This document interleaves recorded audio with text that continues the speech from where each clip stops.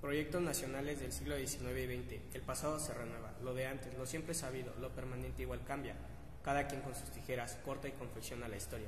Desde la versión oficial, tan plegada de inexactitudes, héroes y villanos, los personajes de la historia nos contemplan, todos ellos figuras de cartón y de piedra, acartonados y monolíticos, tan inmutables, tan inhumanos. Porfirio Díaz es y será por excelencia el malo de la historia, el dictador, cuya existencia justificó la revolución y los gobiernos de ella emanados.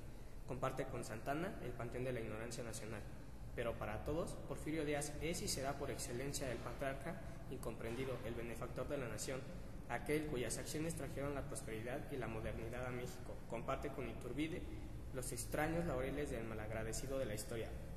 Estas apretadas líneas son un ejercicio de memoria, pero no de la memoria de la versión oficial, pero la memoria que olvida la sangre. Estas apretadas líneas son un ejercicio de memoria necesario, de la memoria que justifica el presente, de la memoria que nos explica el futuro.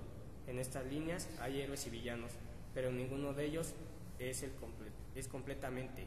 En estas líneas no se encontrará la justificación de la dictadura, pero sí su explicación. En estas líneas no son el repaso esquemático del pasado, pretenden ser el malagrado intento de explicación del presente, de justificación y de futuro. La patria malagradecida.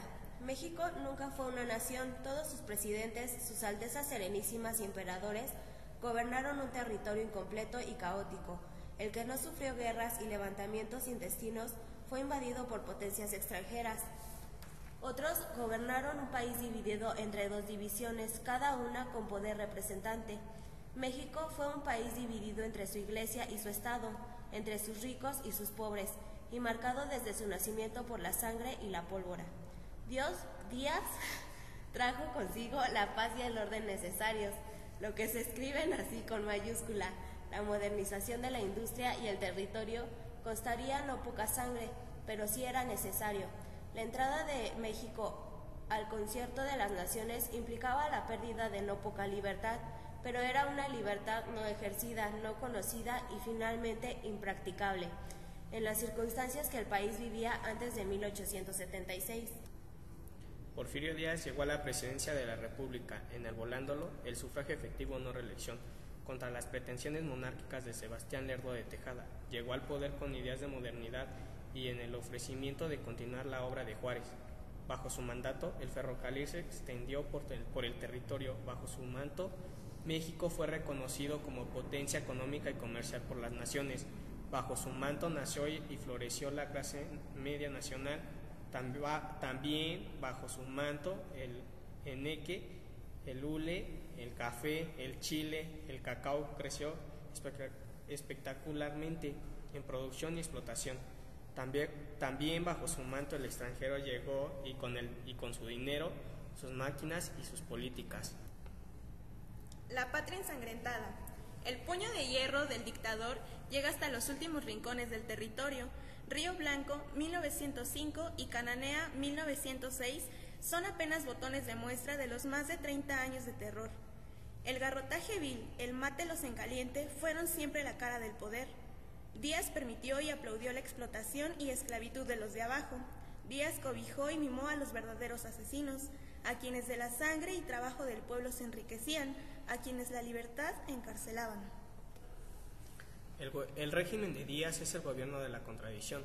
Muchas de sus leyes seguían el espíritu de la reforma juarista. Incluso su ley del baldío puede ser entendida en cierto sentido como la continuación de la desamortización de los bienes eclesiásticos. Sin embargo, la alta jerarquía católica mexicana le apoyaba, tal vez porque también le apoyaban los señores de dinero y la Iglesia católica ha estado siempre allí donde está el dinero. Son precisamente los dueños del dinero, mexicanos o extranjeros, principalmente norteamericanos, principalmente franceses, quienes más se benefician del gobierno de Díaz. Las compañías ferroviarias francesas eran técnicamente dueñas de las vías y de los territorios. Por donde pasaban dueñas eran también la vida de sus obreros. Las compañías mineras norteamericanas eran señores feudales en las minas. A ellas pertenecían los hombres en que sus túneles trabajaban y en ellas pertenecían el producto del suelo, el subsuelo mexicano. Dueños de México y los mexicanos eran también los mexicanos, italianos y alemanes propietarios de haciendas del norte. centro y sobre todo sur del país. Resuelle los latifundios afectados del territorio que la ley de baldíos arrebató a la Iglesia y sobre todo a los pobladores originales de esas tierras. Son ellos, los indígenas, las víctimas de esa historia, explotados y esclavizados, vistos como niños que necesitan de la mano dura del padre para aprender. Sus pequeñas rebeliones son sofocadas, sangrientas, ante la mirada impasible y no pocas las colaboraciones del régimen. La patria sin memoria, finalmente no importa, el pasado solo nos ata las manos para construir el futuro. El porfiriato con su progreso y contradicciones, con su modernidad y el baño de sangre queda muy atrás a casi de 100 años. Mirar el pasado solo retrasa el futuro que debemos construir. No implica la memoria, no importa si en diversos gradientes la escena es la misma. Con el porfiriato llegaron los científicos y con ellos el positivismo, la religión por el saber. De su visión objetiva se aprenden no pocas perversiones del porfiriato. Con el único conocimiento válido es aquel comprobable en la realidad. El único gobierno válido es aquel existente en la actualidad. Pero a los científicos también se le debe la función de la Universidad Nacional de México en 1910 y sobre todo la formación de pocos de los opositores de Díaz.